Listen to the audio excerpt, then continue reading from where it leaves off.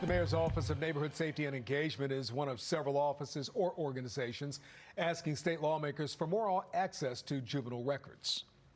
It comes amid growing questions about MONSE's transparency as it denies requests for information from both the city state's attorney and the inspector general.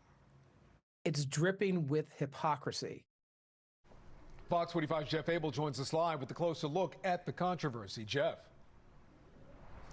Well, the mayor's office laid out its plan in Annapolis today for access to juvenile records, and it did not sit very well with many child advocates who say the access could actually harm juveniles in a bad way. Of the billions of records the government keeps, perhaps those under the tightest lock are records about juveniles. There's a reason that juvenile court records are generally sealed, and that is that children are not adults and they are not operating with the same prudential judgment that adults do. This allows us to better have access to those records. But at the Statehouse today, representatives from Mayor Brandon Scott's office called on lawmakers to allow City Hall greater access to juvenile records. A bill now under consideration would give MONSE, the Mayor's Office of Neighborhood Safety and Engagement, along with the Mayor's Office of Children and Family Success and the Mayor's Office of African American Male Engagement, access to records related to juveniles who are receiving services from City Hall. We're just talking about records for those young people who may have been referred to our office for services.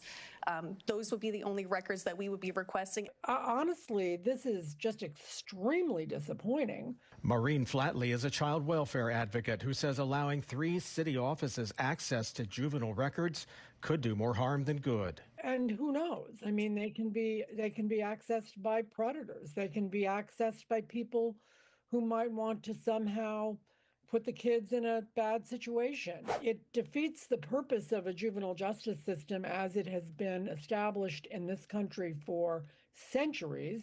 You would request or obtain these records on a case-by-case basis. Correct. But you would obtain them electronically. At today's hearing, some lawmakers questioned how the city would access some juvenile records without exposing all of them. But the request by the mayor's office for greater access to records comes as the mayor shuts down access to others.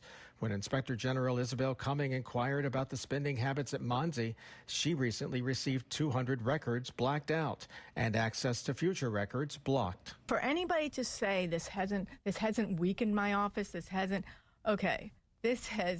devastated my office. We can't do the job. But as the mayor now fights for access to juvenile records, child welfare advocates are shaking their heads. This is in 40 years of doing this work. I have honestly never seen a public official make a request like this that was more inappropriate.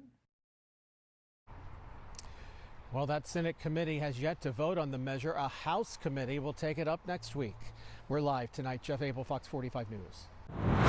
Hi, I'm Maxine Stryker. Thanks for watching. Don't forget to like this video and subscribe to our channel and check out Fox Baltimore on social media to find more stories like this.